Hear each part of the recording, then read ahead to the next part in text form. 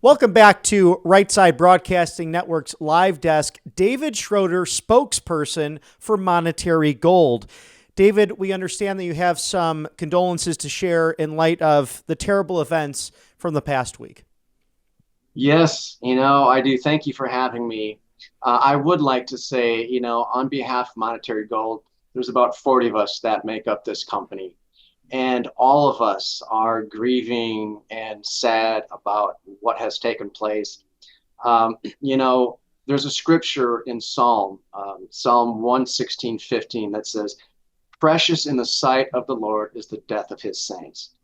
When I read that one, that word precious means beloved, wanted, desired, unreplaceable, right? And if you remember the movie Gladiator, you see the actor walking through the fields of wheat, his hands through it, the warm breeze, there's a sun, and off in the distance, there's this far wall, right? And inside that, there's a little door. And then we go through the entire movie. And so the gladiator is obviously put to death. His children, his wife, and his child is put to death. And then at the end of the movie, it picks it back up again where he's walking through that field and he gets to that door. And then he opens up that door and there's his wife and child to greet him. That's Hollywood's version of heaven, right? When I read that verse, you know what I see? I see, in Luke 16, it talks about the rich man and the poor man. The poor man goes to heaven, Lazarus, and the rich man is now in hell. And it says that Lazarus was taken not by an angel, but by angels up to Abraham's bosom, right? So I see that verse and I see Charlie Kirk, after this, execution, this assassination, and this martyrdom of this godly young man. And now angels have taken his soul and he gets up there. And when he gets to that gate to heaven or to paradise, where Jesus said paradise, and there, when he walks past, there's God like, "Charlie, you're home. I have waited for you all your life. You have fought the good fight. You have finished the race strong, and you are home." That's how I read that verse. And that's what I see has happened for Charlie Cook. So to Erica, I don't know if you will ever see this, but from Monetary Gold, our deepest condolences to you and to your lovely children. And we just pray for your comfort and peace during this time.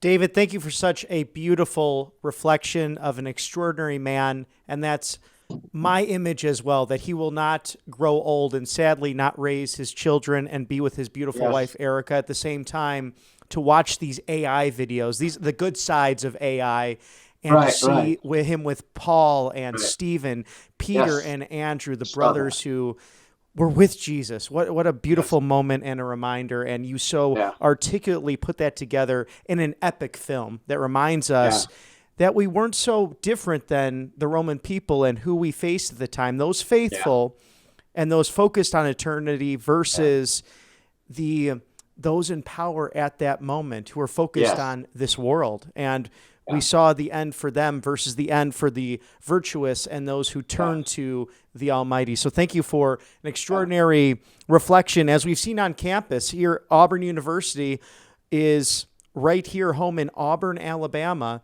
and the fraternities and sororities putting out biblical verses on their front doors, really remarkable to reflect upon. So thank you for that as we dive into what is an extraordinary company, Monetary Gold, and gold prices seem to be surging. Why is that, David? So gold is in what investors call a bull market. And literally, I mean, it is charging forward like a bull. Yesterday on the spot market, it actually hit $3,700 per ounce. And, now a lot of these economists and banks, they're all coming out and saying, you know what, we expect gold to not only hit $3,800 by the end of the year, but we expect 4,000 by the middle of 2026. They're saying that they expect gold to hit that. And the reason being is, one, the demand for gold and for silver is it's like we've never seen before. Central banks are now depleting themselves of U.S. treasuries, which some economists discussed about last week, that they're now divesting themselves of America's debt because they don't think we can service the debt anymore. And so all of these central banks worldwide are buying gold, and they're not just buying it, they're hoarding it. And so is the Federal Reserve. All of the central banks are buying, and there's just a crazy demand. You know, we've got inflation, we've got U.S. treasuries that are being released from the central banks. We've got, we're expecting, a possible rate cut. So that's kind of exciting, which is making gold go up. Prices still have not come down. The dollar's getting weaker. Bank of America said that since the beginning of the year, the dollar's lost 10.7% of its value. So we see that we've got a weakening dollar, which is good for other countries because a weakening dollar means they have a stronger currency, which means gold is a little bit less expensive for them to buy gold. And so we've got all of these economic pressures on the dollar, and they're all pushing the price of gold up. And speak to that point, please, because President Trump recently, outside of the White House, asked by the White House press pool about the weakened dollar and how that might be bad. But he said, no, if you're focused on the economy and you've studied this, as I did, we can use the weak dollar to our advantage, especially in terms of gold and silver. Right. So a weak dollar, that's not my strong suit, discussing how a weak dollar will really help the economy. I know that President Trump has talked about, weakening the dollar somewhat to make it easier for us to buy goods and to sell goods and to help in the tariff wars. So, how that plays out and how that works, really, I think you need to be an economist to really understand how a weakened dollar is good. But I do know that a weakened dollar is good for other economies because gold is less expensive for them to buy because their value, gold is cheaper for them, even though their currency is higher. So, a weakened dollar, it has its pluses and its negatives. I don't know that I'm crazy about a weakened dollar, but I know that he has talked about, doing some things to weaken the dollar to make it better for the U.S. economy. Now, are BRICS nations getting involved in that as well because gold and silver becoming more affordable? Will they buy that up within their central banks? And do their citizens, like American citizens, really have that access? Or because there's not as much freedom, let's argue, like there is in America, they actually don't have those options because central banks are taking advantage of the gold stock? Well, here's something interesting that most people don't know. The BRICS nation currency, when that's released, it's going to be backed by gold. The America, before Donald Trump signed the executive order to say to not have a central bank digital currency, that CBDC, or our digital currency, it will be backed by our debt, whereas the BRICS nation's digital currency will be backed by gold. So that's a big, huge difference. Now, if you look at China's digital currency, they also have a social score attached to their currency. I would expect that many of these BRICS nations, and there's like 140 nations that have lined up waiting to be accepted to be a part of the BRICS nations' digital currency. If that happens, that means we can no longer sanction rogue countries, bad actors. We won't have any control to bring them back into line. But that BRICS currency, when that comes online, all of those nations will stop using the US dollar, which means then it will really devalue and paper assets will take a huge hit. And when I say huge, I'm talking I would expect to see a 2,000 or 3,000 point drop in the stock market, if not more, overnight. So the BRICS nation would play a huge role in destroying and dethroning the dollar. And now reports coming through that as of this meeting with Jerome Powell and the Federal Reserve governors, now it's being reduced roughly by 0.25%. Interesting, because we've seen in the past either a half point, a full point, 2 points. Why that point quarter, I'm not very sure there. Can you elaborate on that? And will that help with the American middle class? I don't think it's going to make a dent. A quarter point is not going to make a dent. It's not going to make a dent in mortgages. It's not going to make a dent in real estate loans. It's not going to make a dent in any type of financial asset or debt instrument, it's not going to make any dent for you and me, the small guys. Now, I was expecting that they would do a half point to a whole point. I think that Jeremy Powell is probably a little battered by President Trump because he keeps hammering, look, why aren't you doing these things? And look, we have a weak job market, right? All these things that are occurring, the weaknesses in our market, could be bolstered and boosted if we were to reduce the interest rate. And so I think, I'm sad that that he's only going to do a quarter point, because it's not going to help me in any way or shape or form, me personally, or any of the other people in my shoes, or people who make less money than me. It's not going to help student loans. It's not going to help students. It's not going to help the seniors. It's not going to help retired people or those who are getting ready to retire. It will have zero impact. That's my personal belief. And how does it affect the final quarter as we go into that in the last phase here of 2025? I've spoken with some college students. Again, we're right near the great Auburn University, and some saying they've graduated recently and they can't find the exact job they're looking for what Right. they studied. We know that we're in the green with jobs as a result of the Trump economy. At the same time, Right. not as eager as expected or as high of a job number that was anticipated. Do you think it's solely because of the Fed and because they refuse to really strike at the heart of reducing these interest rates? I'm going to say yes to that answer. I'm going to say that the interest rates are going to highly impact, future job growth for the end of this year. I think it's going to, each time it's reported, I think we're going to see slower job growth. I think we're going to see less economic growth, all because the Fed, I think they're playing games. And I think they're just trying to, my personal belief is they really want to wreck President Trump. That's what I think. That's just my personal belief. But I think by the end of the year, we're not going to see the kind of growth we were hoping for, because they're not going to cut those interest rates. Oh, it's really a shame to see that happening with bureaucrats still having some influence and power in the federal city. Now, with strong demand from central banks buying up all this gold, how does an American citizen or an American family really bite back peacefully and patriotically to ensure their savings, their retirement, their pensions, perhaps, if they have public funding, and to make sure that, like you said, overnight, they don't lose all of their hard-earned money because of what's happening internationally? Right. So if you are a saver, you've been saving for a while, you may be in your 30s, maybe in your 40s, you may be in your early 60s and you're about to retire, or you may have retired, and in these three circumstances, you may have savings. Well, with all of the weakening pressures and the BRICS and inflation and high prices, all of these things that are putting pressure on the dollar, these things, if you were to take some of your paper assets and literally push them over into either gold or silver. Silver is in a crazy bull market too. I mean, it's up to like $43 the last time I looked. It's hovered around the 2022 range for more than a decade, and it's over 43 now.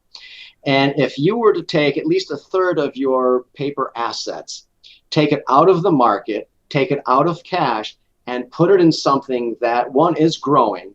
Two, it is a hedge of protection against inflation. It's a hedge of protection against a stock market crash, an economic crash, any kind of economic crises.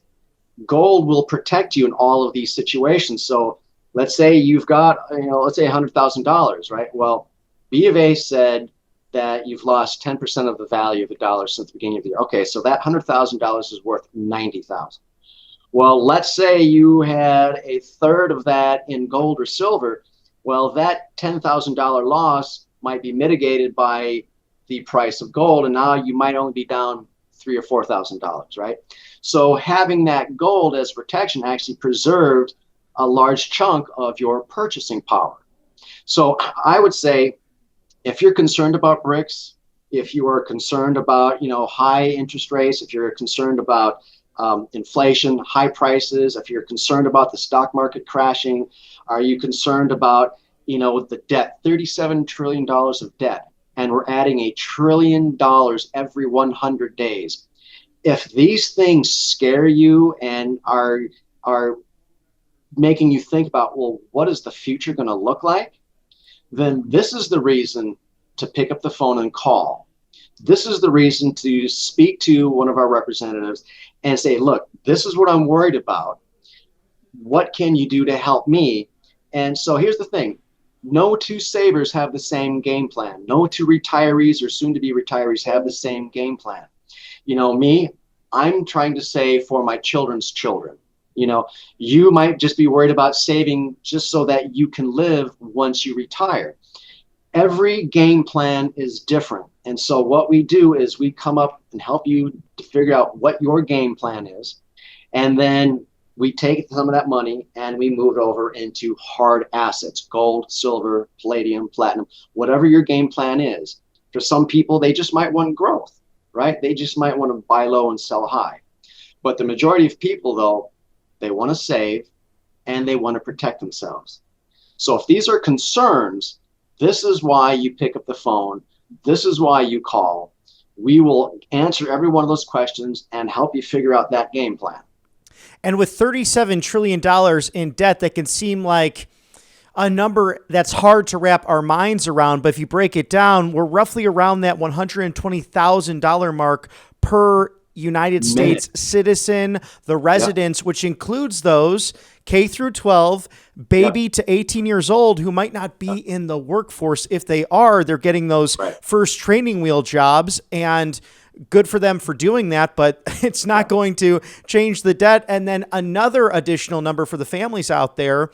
Every new child born into the United States, and even with those great incentives from the federal government and those pro-family policies of this administration, every child on average in the country is going to cost around $300,000 per family. That's including education and also simply housing and feeding those mouths. So just to give a perspective for people to see all that as they diversify.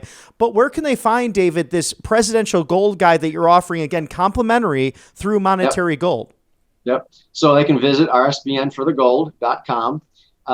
Just go in there, fill out your information. The phone number is on there as well, so you can call if you want, or, you know, fill out the form. We will get back to you and talk to you and kind of help you come up with a game plan.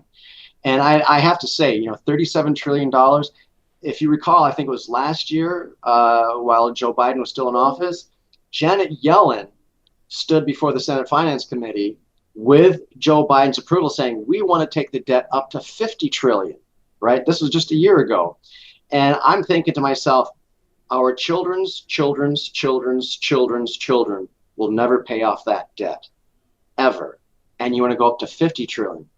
Okay, what is the reason behind that? You know, and so one of these days, I'll share my theory about why the Democrats want high debt and why they want high illegal immigration in this country, because someone has to service all of that debt. But that's a story that we'll cover another time. But yes, I look forward to that discussion, because I think it's mind-boggling and perplexing as to why that would be. But we understand that a certain national party has always wanted to organize in a way that would keep them in power and perhaps financially benefit the few over the longevity of this great nation. Look at Nancy Pelosi. I just heard the story that came out about her yesterday. She has beat every single hedge fund manager on the planet just in the last year or 2 years with her own stock trading account, to the tune of $400+ million. How does a congresswoman or a senator accrue that kind of wealth while you are serving the American people? That stuns and blows me away. All of my friends follow that X account that follows her trades, and rightfully so. It makes sense. But if you're a private citizen, you end up with an ankle bracelet and having to appear before court. So I'm not sure why that is. And we're grateful to former Congressman Matt Gaetz for pointing that out on both sides of the aisle. Perhaps some reforms, and I don't think Congress will self-police itself anytime soon. If I did that, I would be going to jail. Actually, I think Martha Stewart went to jail for something like that. So Yes, a great lady, and it doesn't make any sense because in that situation, not equal justice under the law. So we'll see what oh, comes of that as we hope that people will focus on those savings and bringing down that debt because, David, before we part ways, is it not a national security issue? We know that few senators have spoken up on this, but Senator Rand Paul has said from the inside, America can be destroyed because of the national debt crisis. well, we already see that happening. We've already had 2 bank failures this year. I think there was a total of 7 or 8 under Joe Biden, and that 700 trillion debt, that weight, is starting to crumble. It's starting to push down. Or it's starting to make things falter. So you see, you've got this building that's standing erect, but all of a sudden, all this extra weight that's not meant to be there, and all of a sudden, it starts to tumble. And when it finally falls, everything falls.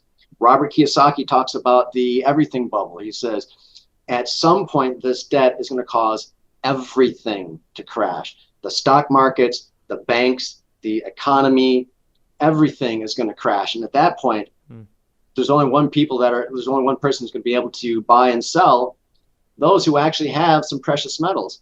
Right now, there are 14 states that have enacted laws that allow gold and silver to be legal tender. And there's another, I think, 13 that currently have pending legislation to allow gold and silver to be legal tender in those states. And I think that's a great way to fight back against all of this debt. So if the debt collapses and everything else collapses, those who have gold and silver can still buy and sell because they still have some money. Thank you so much for your expertise today. It's David Schroeder, spokesperson of Monetary Gold, RSBN for the gold.com. It's not just the Olympics around the corner, but having that savings and your wealth ready to go for what could be an absolute calamity. We don't want to scare people, but David, we're very grateful for your expertise here at Right Side Broadcasting Network. Thank you. Look forward to talking to you again.